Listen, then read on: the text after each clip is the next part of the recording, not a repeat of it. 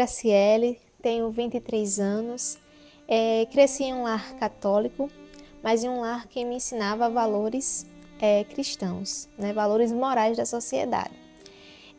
Eu sou natural do Rio Grande do Norte, atualmente moro em Espírito Santo, também no estado do Rio Grande do Norte.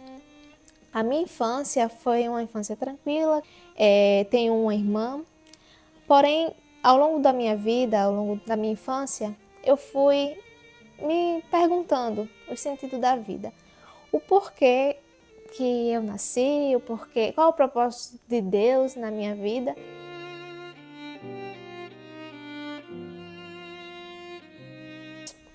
Então, assim, chegou um momento na minha vida, eu estudando na escola, na época eu tinha 11 anos de idade, eu tive um encontro com uma amiga. E ela era cristã, né, adventista do sétimo dia. Então, chegou um momento onde ela me convidou para participar do Clube de Desbravadores da igreja e eu aceitei.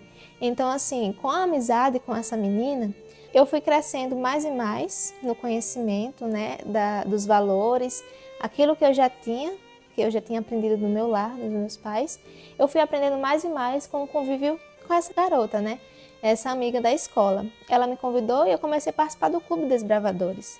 Então, daí ela me ofereceu o estudo bíblico e aí ela começou a me ensinar sobre a Bíblia, sobre Deus, e aquilo foi me trazendo vários esclarecimentos, coisas que eu não entendia antes e que agora eu estava entendendo. Eu tinha 12 anos de idade.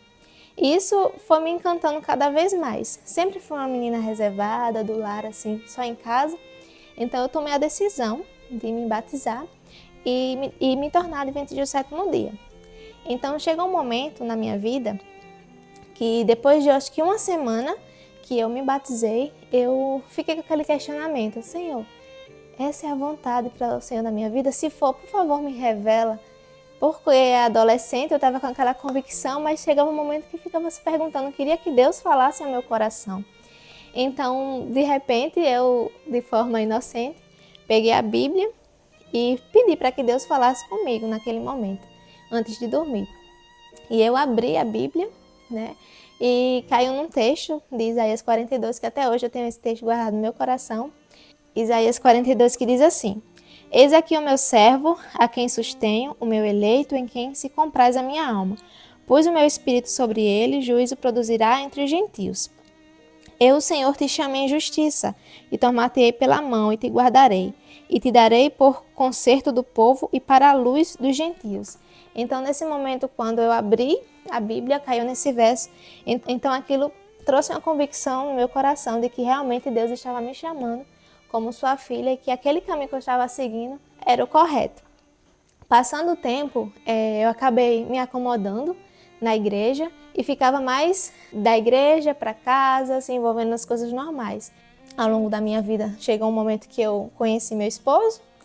E assim, quando eu me casei com ele, depois de um tempo eu percebi que ele tinha um propósito no coração de servir melhor a Deus, servir no campo missionário, e isso acabou me cativando também. Então, juntos, a gente chegou a um momento de ficar se perguntando qual o propósito da nossa vida. Simplesmente, será que era continuar naquela forma, indo para a igreja e não se envolvendo mais em algo profundo e orando a Deus para que Ele nos mostrasse um lugar onde nos ajudasse a se preparar melhor para a missão. Então a gente tomou essa decisão, começamos a orar, e daí ficamos prestando atenção de que a gente não queria viver para nós mesmos, não queria viver a nossa vida normal, como a gente estava vivendo, e nós nos encontramos no mesmo propósito, eu e meu esposo, em sermos missionários, em querer servir a Deus.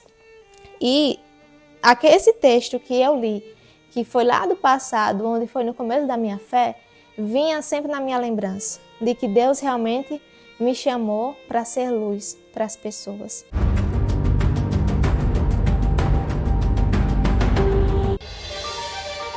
Conheçam o Congresso Terceiro Anjo. Dos dias 17 a 21 de abril, receberemos palestrantes muito especiais. Doug Batchelor, Barbara O'Neill, entre outros. O congresso será realizado em Sumaré, São Paulo.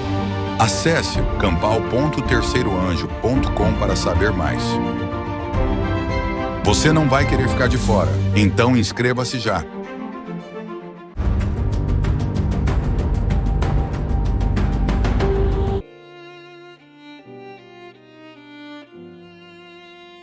Anteriormente, a nossa vida era realmente com um propósito só da igreja, só em casa, fazendo coisas mínimas. E só que depois surgiu esse propósito, essa vontade de querer se envolver mais na missão.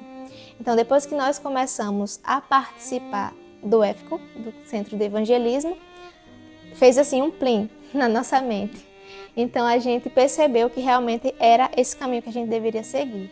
Uma das coisas que me chamou muita atenção quando a gente começou a participar do curso, do EFCO, no Centro de Evangelismo, foi o contato com as pessoas. Quando nós começamos a andar e estar em casa, batendo porta em porta, falando com as pessoas, aquilo me encantou, porque a partir do momento quando a gente estava falando com as pessoas, conversando com elas, elas se abriam com a gente e aquilo me deixava feliz, porque eu percebia que para aquilo que eu fui chamada, para realmente atender as pessoas, servir ao próximo, de não viver para nós mesmos, mas buscar realmente se preparar mais e mais para ser luz para outras pessoas.